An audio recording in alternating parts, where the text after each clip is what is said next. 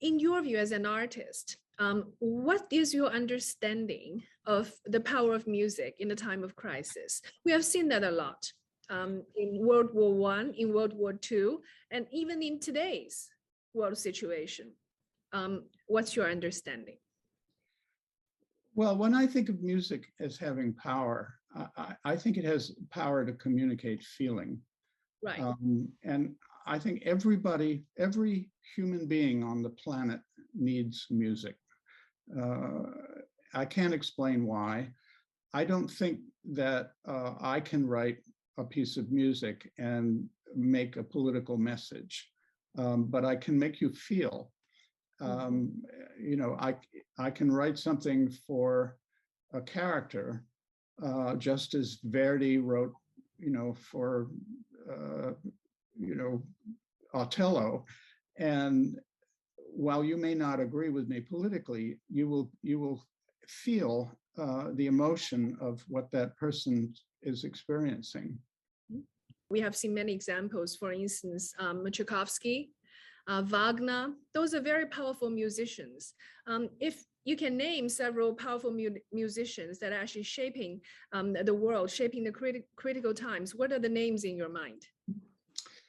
You know, the only musicians that I can think of in my lifetime who may have changed or contributed to changing society were the Beatles. Beatles, oh, okay.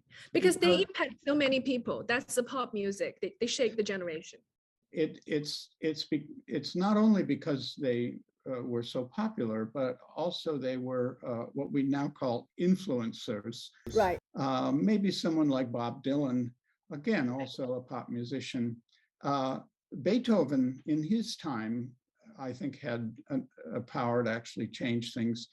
But I'm very cautious about saying that a work of art can actually create a political change. Right.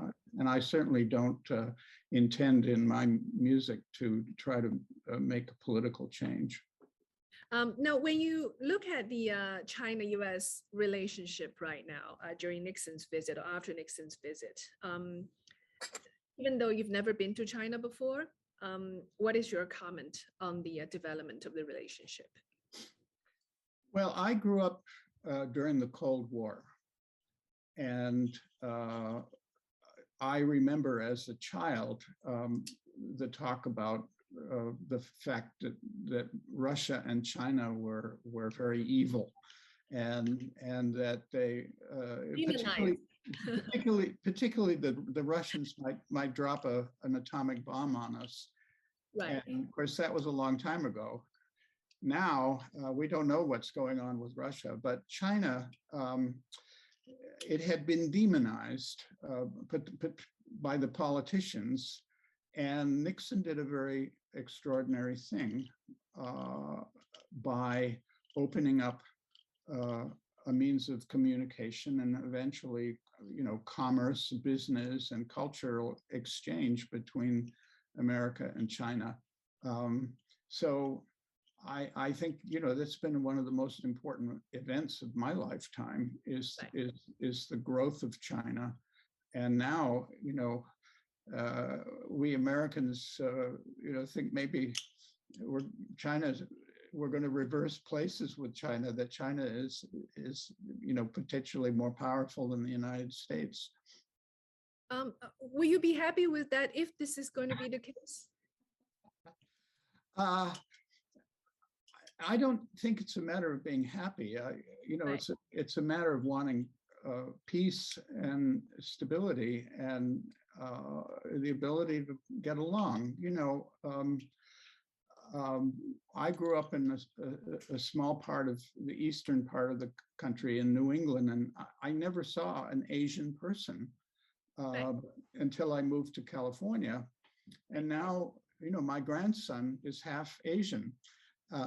So, you know, that's a big change in the course of my lifetime. Part of the globalization process. Yes, exactly. And so that's a good thing.